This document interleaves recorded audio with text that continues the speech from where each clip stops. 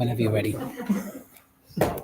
Good evening and welcome to tonight's meeting, the first of the municipal year for recreation and community. Tonight, the 10th of June. First agenda item is election of chair. Councillor Gavashak. Can I propose Councillor Dodds as chair of this committee? Second. Brilliant. And do I then move, or do I do the vice chair, Councillor Dodds? Any other nominations? Any other nominations? And then we have a vote. Any other nominations? I see none. All in favour? Now I can go and sit down. Thank you very much.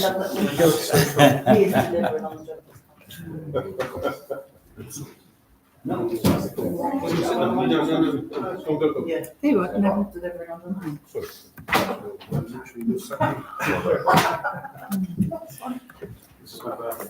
I love it.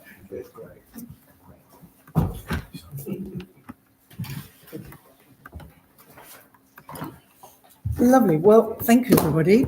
I'd now like to go to election of vice chair, and I would like to nominate Kelly as vice chair of RNA. So we have a proposal and we have a seconder. Any other nominations? No? All those in favour? That's unanimous. There you are. You've got the job, Kelly. We're a good pair. Try to be, don't we? We try to, absolutely. Thank you very much. Now we do have Rupert will be talking to us in a bit. We've got a little bit of techie stuff and then we'll be on to other conservation. Apologies for absence. I've got one from Sarah. Anyone, any other? No? No? Just apologies from Sarah. Declarations of interest. Any declarations? No. Public participation. Well, we don't have anybody, do we? So we can move from there. Minutes. To approve the minutes of the Recreation and Amenities Committee held on the 1st of April. Do I have a proposer and a seconder? All those in favour? Please show. Thank you. Right, we're doing well. Progress. Let's find that.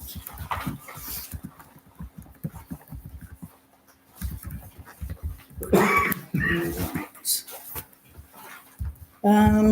Any that people would like to raise here? Riverbanks, Redland Lawn, Baby Lost Memorial, Old Fire Station, we'll be talking in a bit. That's the rest. I was going to say I'd like to talk about the mermaid. I wouldn't really like to talk about the mermaid. You like her, don't you? No, I was always Oh, with you on right. this one, Jill. Okay. The mermaid was given to this town, or it was loaned to the town council for 5 years back in 2013, and it was loaned by a charity. And after 5 years, it was due to be auctioned off to charity, and costs would go to some of the costs would go to the artist. And so it's about 12 years on, we still seem to be displaying the statue and paying for its repair, even though it's under insurance. So can we investigate with the original charity whether or not we can have it auctioned off, and that will be the end of our responsibilities in the matter. So it was originally loaned to the town council, but then it was then given to the town council. It is currently with the restorers, the foundry, doing the repairs. They've now completed the repairs. It's all funded by the insurance, and we should hopefully be collecting it sometime in the next couple of weeks. I rather like it. Some people do. I know you don't. I don't, no. I know you don't, but I think there'll be quite a few upset people if it's one day disappeared. There's a nod over there. I know there's someone else who supports it. I think we're split on this. It's a Marmite, really. This one.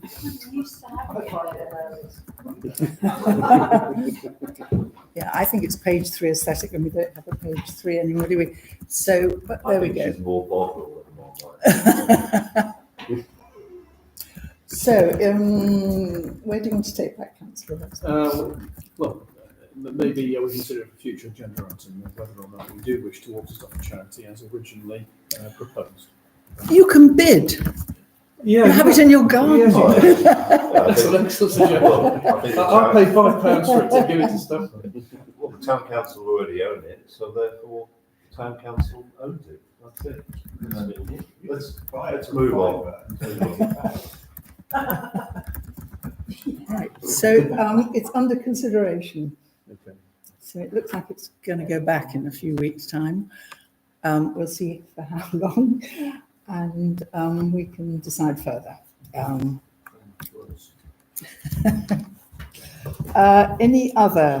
Anything else you'd like to mention on here? Yes. Kevin. Have we glossed over? Yes. Well, I did run through it, but Do we have a completion date? town clerk. No. They have been they've been appointed, but we've been having conversations with the EA about the requirements, basically whether or not we need a flood risk activity permit, which are currently taking about 6 months or longer to process. But it looks like we are going to need one of them, so it might push it back into next year unless there's some way that we can expedite it. So the contractor is working on the application for that and the final specification. I thought there was a way around it, but yes. If I'm reading this correctly, this is 6 years that this Mhm. would have been going on. Well, that's when I first raised it with Janet. Yeah. I think it's actually before that. Yeah. I think that's just since you've been on board. That's just since Sharon's been on board. It's been longer than 6 years. Okay. It was first raised with Janet when Janet was here, and that was 8 years ago. About 8 years ago. It sat on Janet's list for about 2 years. Very disappointing. But there were lots of different reasons since for the last 6 years that it was.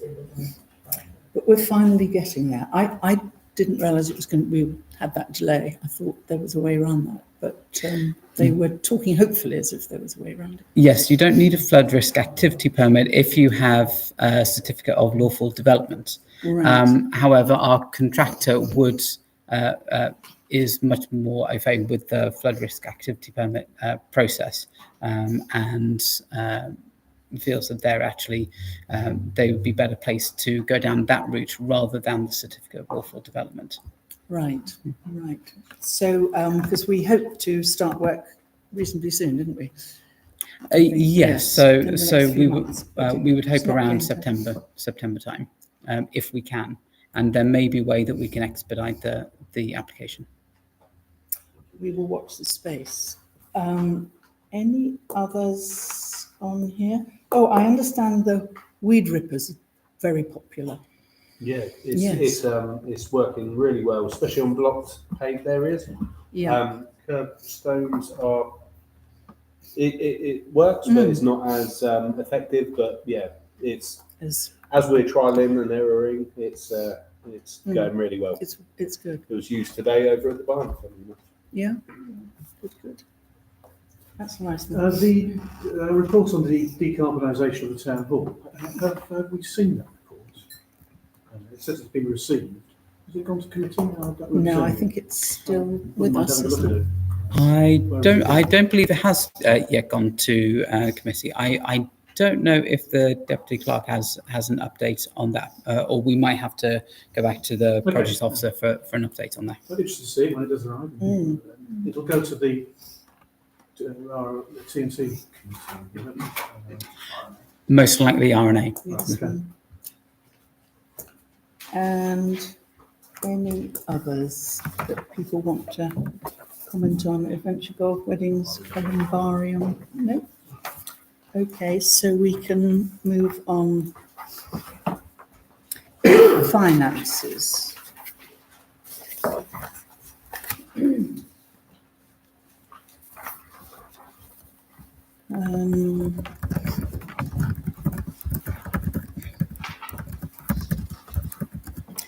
Anyone like to comment on any of the finances here? We suffered from the poor weather last year, but But it looks like for the car parking, the March figures are much better, and that was when the fine weather started. Yes, Sunny yes. dry weather. So Yes. it's already, looks like it's gone from 15 to 26,000, looking at the tiny figures there. Yes. So that's a promising sign that that last year's poor weather is, Yes, yes. we're going to get better figures. We don't get the bus income, do we, on the police committee? No, we don't, no. Let's see how that's doing now, the 5-day service. Mm. We were a bit ambitious in the budget, that's for sure. But maybe we can be a bit more cautious in future. Anyone else want to comment on that? I was going to say, it's good to see the wedding. It's gone up a bit. Weddings have gone up a bit. Yeah, bottom one, yeah. March, yes, and then Jan, Feb, not popular time. So that seems to March, be, yes. I think they're after a target of 50, aren't they? So Yes, I heard, yeah. and they're at 35, I think, something like that. Yeah, I think so. Right, any other points? We move on to the old fire station gallery and West Street stores re-roofing. And this is, we have lengthy reports here that Charlotte has put together. And we have a huge report from Janice, the surveyors and heritage consultants. And we have Rupert there, up on the screen. He's there and he can hear us. Yes, you've got us. Would you like to say a few words? Charlotte, do you want to talk first, or do you want to hand over to Rupert?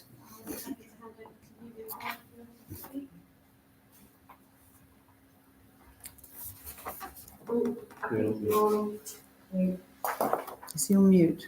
Yes, sorry about that. I am happy to speak, but I'm trying to get Elsa to do a bit more talking. So if you don't mind, I'm going to hand over myself to Elsa. Firstly, though, I think it's because we haven't seen an agenda or anything. So, what is it exactly that you would like to know as the committee? That would be a good starting point, I think. Well, we have to make some big decisions. So we have your report in front of all the members here.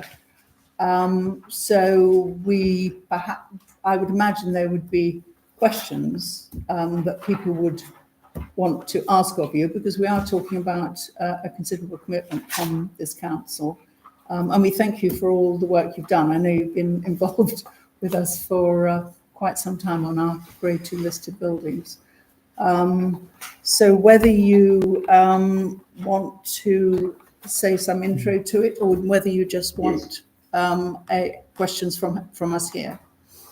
No, let's give you an intro. And there are two different, in fact there are three, but there are essentially two different assets, which is the old fire station gallery, West Street store, and then the Fairmount Chapels, of which there are two. So if we start by, you've got the tender reports, and what we're really doing here then is explaining what we've done and where we've got to with things, which we didn't touch on actually last time we spoke, but maybe in a bit more detail now. So if we start with the Fairmount Chapels. No, can we, that's second on our agenda actually. If we could We'll do start with the old fire station. the fire station West Street stores, if we could start with that first. Okay, Thank we'll you. start. No, Yeah. So I'll hand up to Elsa.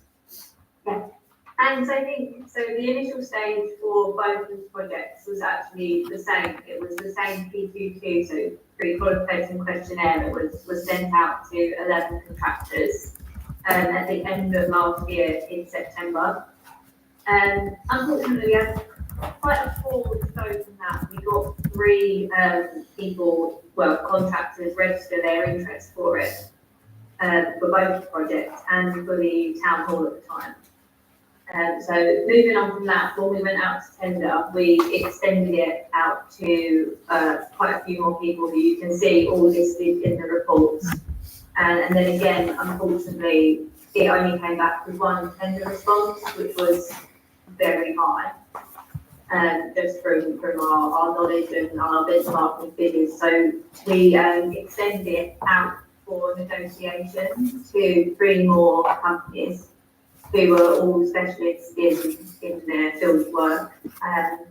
And again, we didn't receive any tender bids, unfortunately, or negotiation bids at that point, which is when we employed an independent quantity surveyor for both of the projects to come in and see where he thought the prices sat with his benchmarking figures. And I mean, you can see in the reports, the outcome of that was that he believed they were very high as well. We then went back to the one contractor who had put in a bid for both and did a bit of So we're just, so we're just doing the fair market shuffle. Are you talking about both of them? So just, yes, I think we're just doing the Alpine Station Gary at the moment. Oh, sorry, no, Yeah. Yeah, but yeah, he said that for both of them. Yeah, for the old fire station gallery, it was the same. So we went to the contractor and had some conversations with them with the QS's comments sent through as well. And we did manage to negotiate the prices, which again, you can see in the report. So it came down about £20,000 by reducing some of their rates that they had initially put that were very high, removing some of the provisionals from the tender, and also removing some of the testing and trials, because obviously some of them are quite similar for both properties, and being a well-known experienced contractor that we have worked with before, he wouldn't have been needed as much as if it was someone that we hadn't worked with or we hadn't seen their work before. So yeah, I think that the final tender figure there, or negotiation figure that we have at the moment, is 361,763 pence, which is still high, but obviously it's quite a reduction from what it was before. I think, yeah, have we got any questions about any of it? I'm sure there's. Right, there must be questions. There's no real questions on the report. I think the report's quite thorough. And the fact that we've pointed Thomas, the whole detail of what. I don't have any concerns with the report itself. I'm more concerned with the overall cost and actually with the benefit in actually doing the work. Okay. It's not really a question that you guys can answer, but when you look at the amount of money that we would be putting into this, it's a significant amount. We have So it's high, so there's no doubt it is a high price. The market has been well and truly tested on this one. That's where it's coming out. So the question for the committee is, do you go for it? Do you re-tender? Do you reduce the scope of works? Because both the West Eastham and North Fire Station Gallery, and I kind of think of it as one, especially where the roof is concerned, the roof covering is beginning to fail. So there is some urgency to undertake the roof covering works. Now the scope of works related to the tender bids is beyond the roof covering, just the roof covering works. It includes masonry repair, it includes re-rendering, it includes timber frame repair to the West Street store, it includes some internal sound insulation between the Old Fire Station Gallery and the next door neighbour. So there's more in it that could be taken out if you wanted to get the costs down. But there is some urgency, I would suggest, from a building pathology perspective. There is now some urgency to think about the roof and getting the roof recovered. Thank you. Councillor Hinton. Obviously, I think we've got duty of care to the buildings that we own, especially these historic buildings. And I understand that comes at sometimes quite a considerable cost. It's work that needs to be done, and we just had this emergency. And I think that the breakdown of the cost and the struggle to get that down is evident. But what are we looking at in terms of sort of can't guarantee as such. I know no one's going to necessarily guarantee a roof for decades to come, but what are we looking at in terms of life expectancy from these repair works? And we're going to spend a considerable amount of money now. We'd be looking to not do that again for a considerable amount of time. So what would we be looking at this lasting a really long period of time? Yes. What do you say, Ruth? So the roof, I missed that last bit then, sorry. Long life. How long? What's the life expectancy? So the roof, so we're talking about the roof, where it's about 75 years. Yeah. 75, 80 years until it needs to be re-roofed. With things like render, good line render, 50 years. Timber frame repairs, on timber framed building, there should be running repairs to the timber frame. That hasn't happened for some time. So the repairs that are included in the scope would buy the structure some time and get its head above water, so that repairs going forward would be quite minimal in scope. Because it just hasn't happened for some time. So the work that we've specified, the materials that have been specified, and the approach that we take as conservation-led people is quality driven. So, and because the listed buildings that will form part of the listed building consent application, and the conservation officers will be looking at that, and that quality principle, which is one of the core conservation principles. So everything we've specified is in line with good conservation practice, and it's really good quality materials. So yeah, a long time.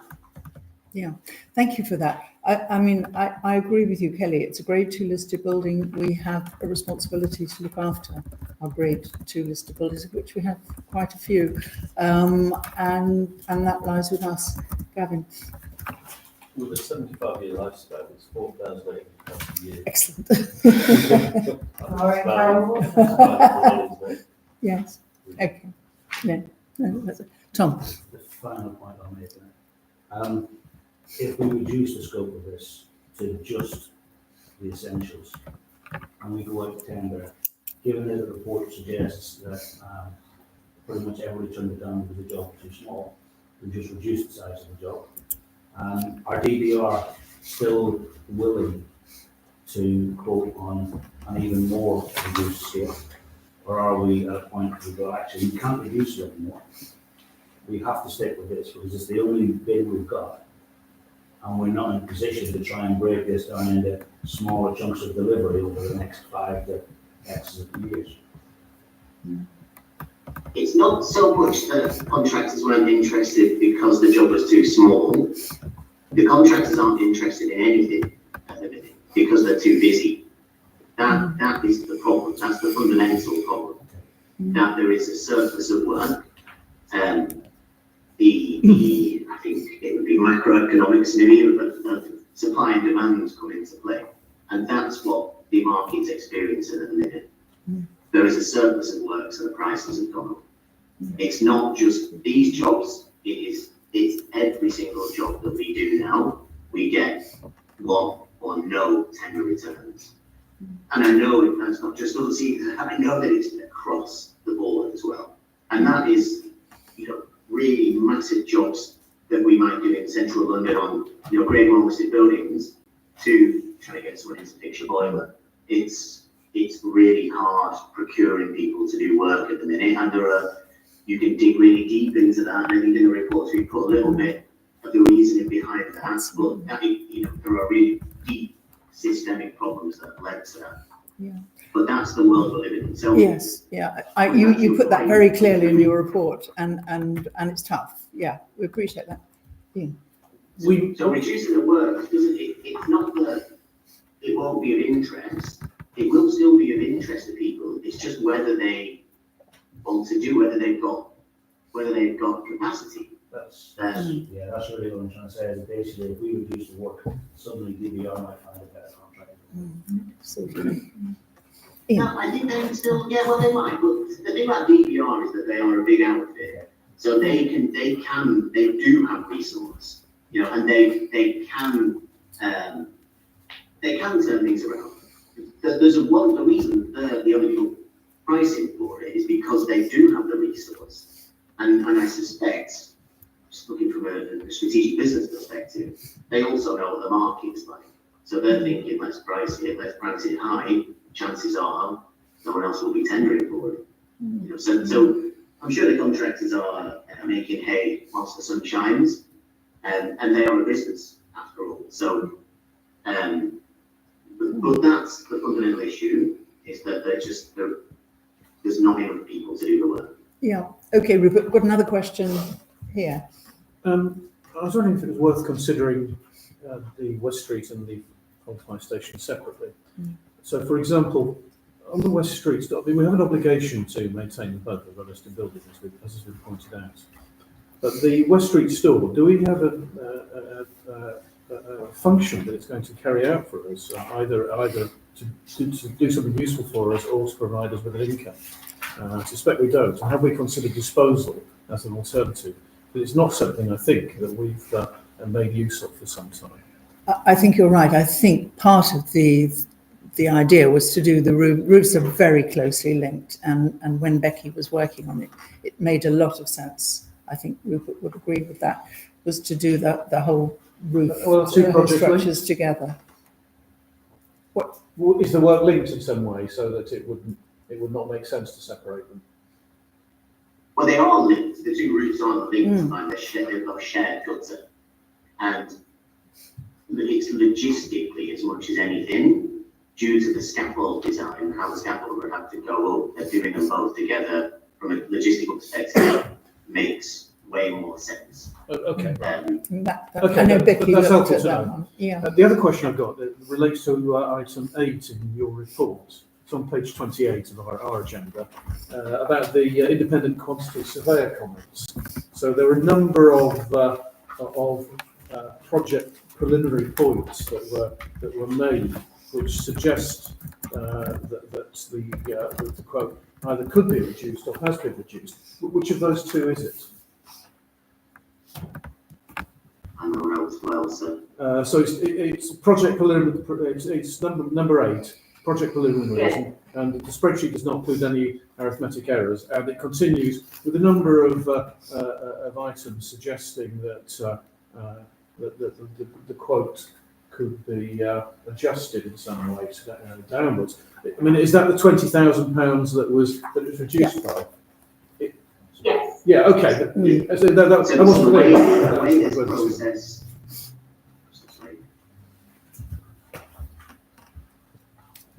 Yeah, it wasn't clear that one had led to the other. I'm just checking. That's the 20,000. Yeah, that's the 20,000 saving that we've had. The Okay, rafters good. and Okay, thanks. Yeah, So Gavin. we thought, based on the quantity surveyor's comments, we thought that it would reduce quite a lot more than they did reduce it by. But you know, it's not our job to strong arm that they're plainly saying this is our bid. They've reduced it a little bit.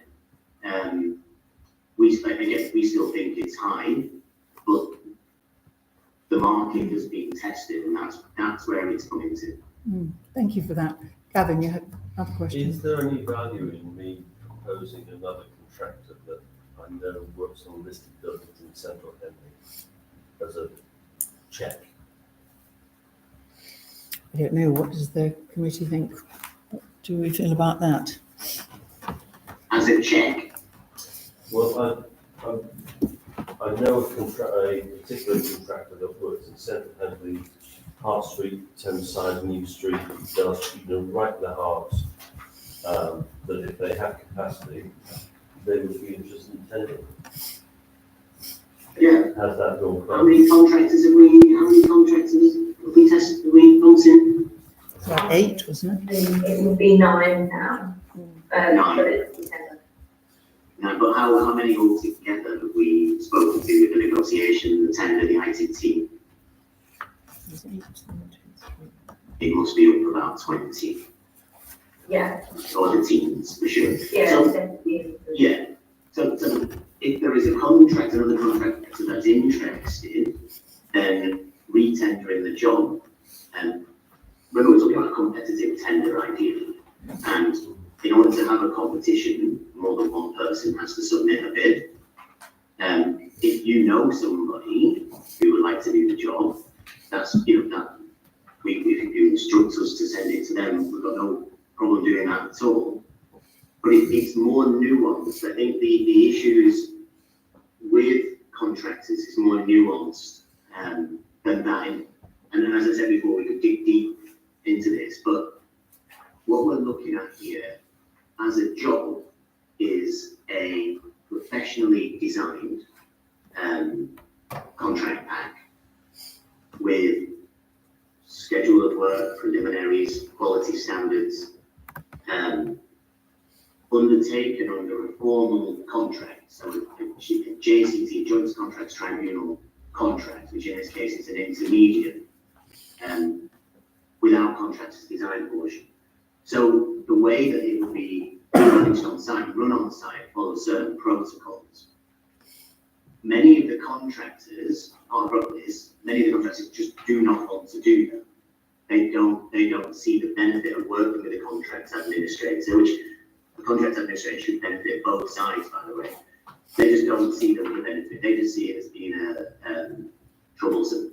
And most of them, especially the smaller ones, they're just not used to working on the contracts. So if they've got another 5 jobs where there's no contract, no contract administrator, no one assessing their quality and the workmanship, they'll take that. I think that comes into their thinking as well. So, going back to your point, more than happy to send it out to the contractors, but the problem is we've already canvassed loads of them, and we only got one bid. I mean, there's no doubt that when we're testing the market, we prefer to get 3 quotes. But there are occasions, and this is clearly one of them, where our contractor has made significant efforts to get 3 quotes, and they've just not been forthcoming. And trying to get another one at this point, and restarting the tendering process is unlikely to change the facts, as much as we'd like them to. Yes, Glenn. Yeah, given that current market conditions are the primary reason for the high ordering cost, is there an argument for delaying it or doing the tendering then? In the hope that the market might be better? Might be better or might be worse. I mean, it would be a gamble. I mean, but- Oh, here we are. Yes, Rupert. What do you think, Rupert? It might be worse. We've got Trump throwing grenades, haven't we, across the pond? Part of it is that there's no stability. We don't know if things are going to be better. We don't know if they're going to be worse. This has been a perennial problem now for, I would say, maybe 7 years. Made worse by COVID, made worse by Brexit, especially in the heritage sector, which is skilled work. Yeah. I've been down that street before as to, well, let's wait and maybe it'll be better, and it doesn't get better. I personally don't see it getting better for some time. But coming back to your question, it absolutely could be better in a year's time.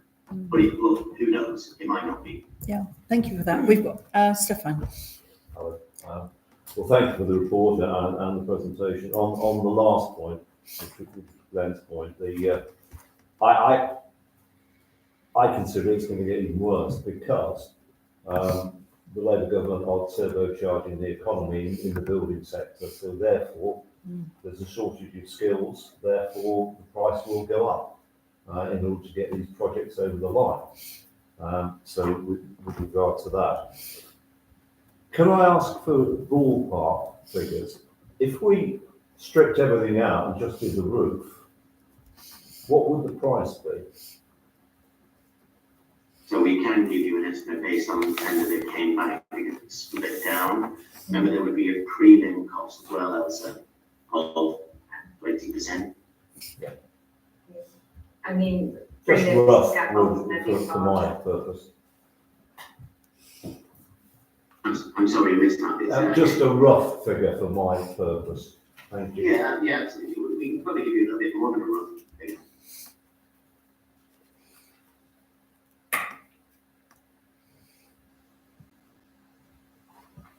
So we just get the cost of that item, Elsa, Yeah. plus 20%.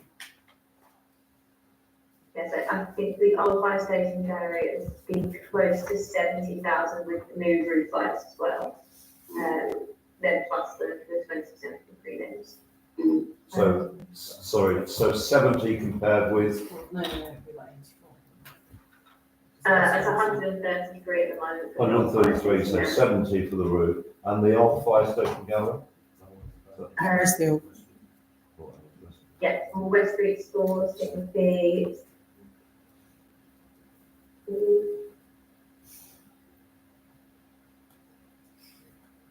about 60,000 for that one.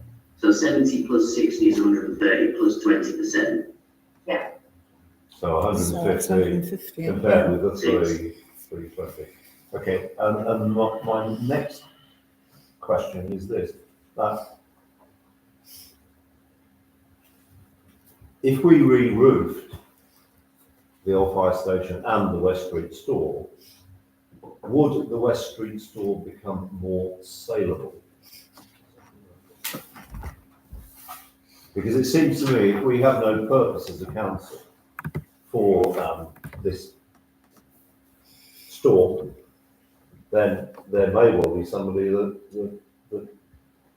could convert it into a 2-bedroom dwelling. And therefore we could recoup some of the cost in that way.